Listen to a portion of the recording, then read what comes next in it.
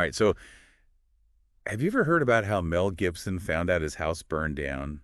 I feel like I have, but refresh my memory. Oh, yeah, it's kind of wild, actually. So, all those fires in California. The wildfires, yeah, those are scary. Yeah, well, back in 2018, the Woolsey fire ripped through Malibu, Oh, right, yeah. and Mel Gibson's house was right in its path. Oh, wow. But here's the crazy part. He was actually recording a podcast episode. Wait, really? Yeah, with Joe Rogan in Austin, Texas. Oh, wow, so he was nowhere near it. Yeah, like hundreds of miles away, and he just had this gut feeling like something was off I can't even imagine. while they're recording. Yeah. And he couldn't really confirm anything about his house until after the recording was over. Oh, man, that must been so stressful, just like not knowing. I know, right? And then, of course, when he finally got back home, everything was gone. That's heartbreaking. Yeah, but the thing that I found really interesting was how he reacted to it all. What do you mean? So when he's talking about the fire and everything he lost, he makes this joke about being relieved he doesn't have to deal with pesky plumbing problems anymore. Oh, yeah. Yeah, I remember hearing that. Classic Mel Gibson, right? Using humor to deal with a tough situation. But I'm curious, what do you think that says about him? I mean, it's definitely a defense mechanism, I think, a way of coping with something really painful. Right. But it also kind of shows his resilience, right?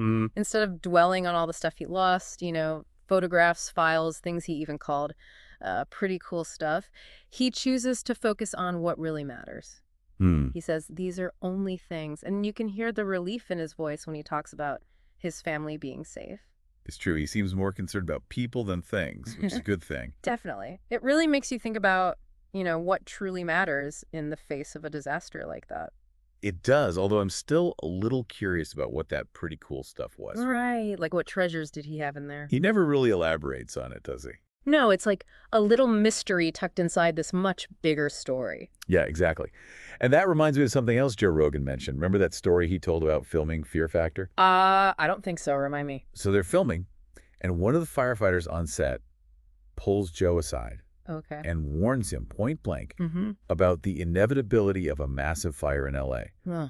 He said the wind and the dry conditions were basically a recipe for disaster. Oh, wow. And then years later, Mel Gibson's house burns down in one of those exact fires. It's almost like a premonition, isn't it? It is kind of eerie, actually.